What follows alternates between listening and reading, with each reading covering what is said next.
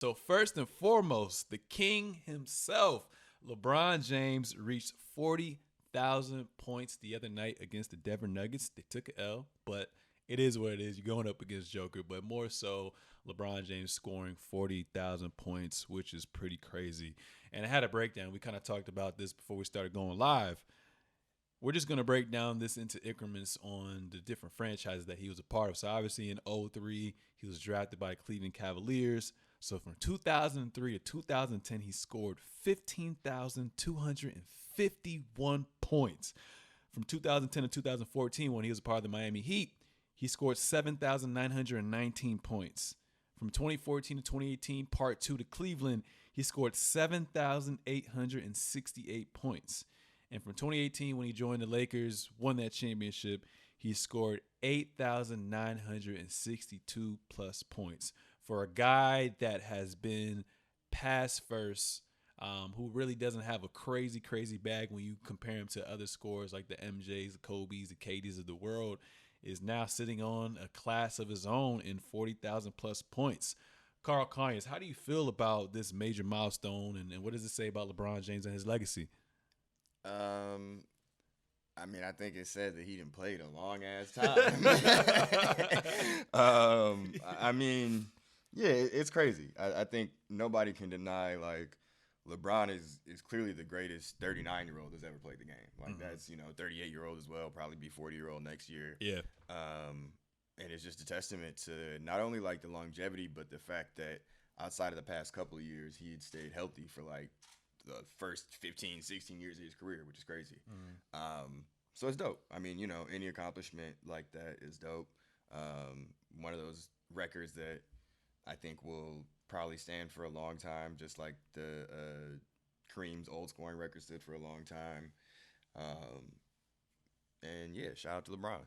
Yeah, shout out to LeBron as well too. It's crazy. Like, what would you say? Like everyone has their go-to, right? With these elite scores, what would you say is his go-to move? Attacking the basket. Yes, driving to the basket. Literally. Attacking him being the roll man in the pick and roll, which is what they was doing all last night. Nah, it works. No, that's crazy. That's crazy. What is your favorite Bron? Obviously I broke it down into different LeBrons. First year Cleveland stint, then you had the Miami, then the return to Cleveland and the Lakers. What's your favorite LeBron? I feel like I know your answer, but I want to hear it. So I didn't even really honestly care about basketball that much when he was in his first stint in Cleveland. And we were kids. Yeah, I was young, so it would have to be probably either Heat or second time Cavs. Yeah, maybe actually low key Cavs because Second time. Yeah, definitely second time Cavs because when he was with the Heat, clearly he had D Wade and Bosh. Like with that second time with the Cavs, although he had Kyrie and Kevin Love, they were injured a lot. So like he was going out there putting up crazy numbers during those playoff runs. And the times they lost and the times they won against or the one time they won against Golden State. So yeah. What about you? I know I have to agree. My favorite is definitely Bron when he was in part 2 with the Cavs as well too. So like you said, he didn't have – I mean, his teams were still depth-wise relatively pretty good. Obviously, they just weren't good enough to get past the Warriors. But to take on that young team with a young Kyrie, Kevin Love, who had to buy into a role and wasn't the same as he was in Minnesota, and being down 3-1, absolutely. And I feel like that's when I couldn't really say there was any like specific flaw in his game, especially that year, even though he was kind of empty-handed when he went up against the Warriors that time that Kyrie left. That game 1 performance, even that playoff run was crazy. You dropped but like 50 that game? 50 and took that L, which is crazy. JR, that's where the meme came from, and him going like this, like JR. Would you say it's JR? But also George Hill missed 2 free throws in a row too. Yeah. You know what I'm saying? So I want him to have his AI moment, at least winning 1 game. But it's all good as well too. But yeah, he was in his bag, like playing the post, playing from the pick and roll, cutting. Shooting scoring at all 3 levels. So that Brown was my favorite. Obviously, he took a step defensively back, but you kind of have to in a sense when you carry so much of the load. But no, that definitely was my favorite Brown as well too. Another question I want to ask you, like you talked about that speaks to his longevity. Do you see anyone else in our lifetime getting to 40,000? And then also, Is the 40,000 just regular season, or do they take into account regular season and playoffs? That's just regular season. His regular season and playoffs is nuts because he's also the all-time leading scorer in the playoffs as well. Wow. And he's been that for like 3 years. Wow. So, Wow. yeah, that would be that. I'm sure that number is really crazy. Wow. But the first question, do I see somebody in our lifetime? In our lifetime, or who in the league right now you think has the best shot at trying to get there?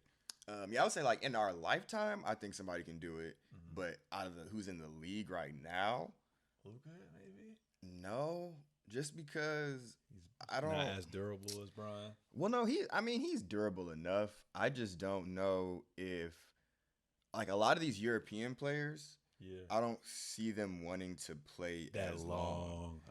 And I think that, and I could be completely wrong, but I think that part of the reason that Bron is still playing, like outside, of course, he's playing at a high level, but like when you look at Jordan the year before he retired, I guess the second retirement after he won the third three-peat or the second three-peat, he was still going crazy, but it was like, I don't have anything left to prove. Yeah. And I think Bron still feels like he's always chasing MJ, you know? So it's like, I got to still keep playing. I don't feel like nobody's really comparing Luka to Bron or MJ. It feels like he's just kind of his own thing. So I don't know if, like, I feel like if Luka gets 2 rings, 1 even, like, at a certain point, I don't need to play until I'm 40, and I don't really want to, you know? Yeah. Same with, like, Jokic. I definitely don't ever see him playing until he's 40. Nah, he already don't even like ball for real.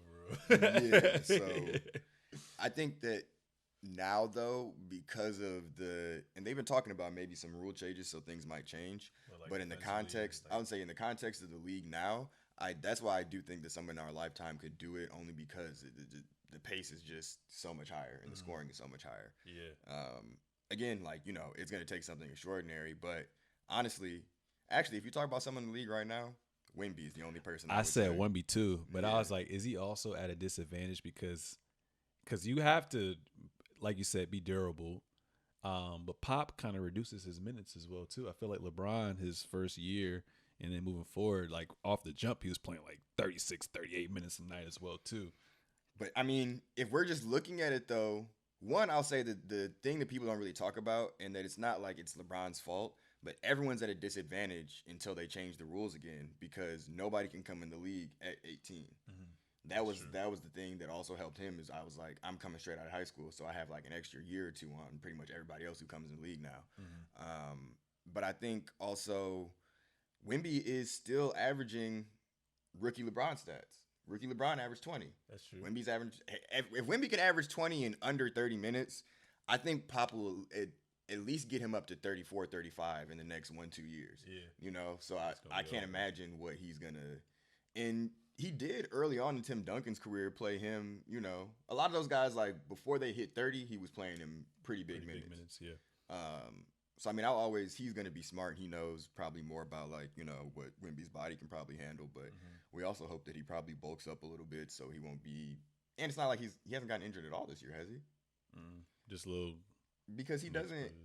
Like, the thing you always are going to worry about is, like, okay, I'm tall, and so there's just those injuries that come with that. But he doesn't really play a game that I feel like puts him at a lot of risk.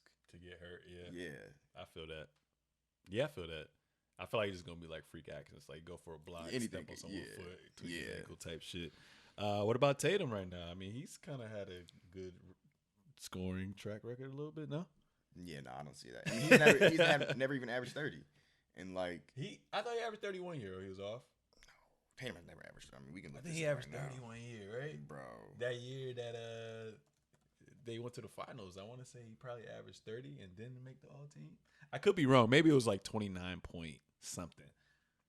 I feel like his high is like 27. Oh no! Yeah, he averaged 30.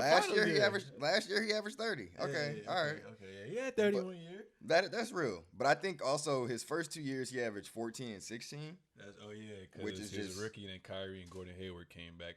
They had a super team basically. Yeah, so he already had a disadvantage. Do you feel like if KD never had injuries and was as durable as Bron, he would be up there? Yes. Yeah. But that's the huge part of it, though, is, you know, is the durability. Like, that's why KD is so much further down. Like, because when we talk about the age thing, KD's only 34, 35 right 4 years younger than Bron, I think. Something like that. So, like, he should be a lot closer, but he's missed probably 3 or 4 seasons worth of games, at least. True. Yeah. Same with, like, Steph. Like, Steph missed that whole season when they were really bad. And then when earlier in his career, he was missing big chunks of seasons, too. So, that's the thing. That's really the thing about it. It's not even the fact of, like, finding another dude that can come out and average 30 or 35. It's finding the dude that can come out and do it and play at least 75 games every year for 16, 17 years. Yeah. It's insane. No, that's tough. Yeah, I don't know who's going to do that. And obviously, like, LeBron's in the class of his own, and he's going to continue to keep going, adding to that. But how much longer do you think he's going to play? He got that Brady gene, man. I think, again, like, I don't think we're ever going to see LeBron looking like Kobe or Dirk or Tim Duncan. He's going to go on his own terms. I think that he's going to go out before it's like, because, like, the way that it looks, LeBron could probably play for another 7 years if he really wanted to, like, to end up being like a role player or something like that. But I think that he's going to go out still being a guy that could give you 20. So I don't know, maybe like 3-4 years, something like that. Still being the starter. Yeah. Oh, yeah. There's no way Bron's going to come up. I mean, if Kobe didn't come off the bench and Kobe was as ass as he was in his last seasons, Bron is not. Oh, no, we love Kobe, but like when he messed up his body, it was bad. Yeah. And real quick, what people don't talk about is Kobe had a shot at a lot of these records too, because when he tore his Achilles, he was 34 or something like that, and he was still averaging 28 a game, leading his team to the playoffs. And I feel like if he doesn't tear his Achilles, like all those domino effect injuries don't really happen. That's true.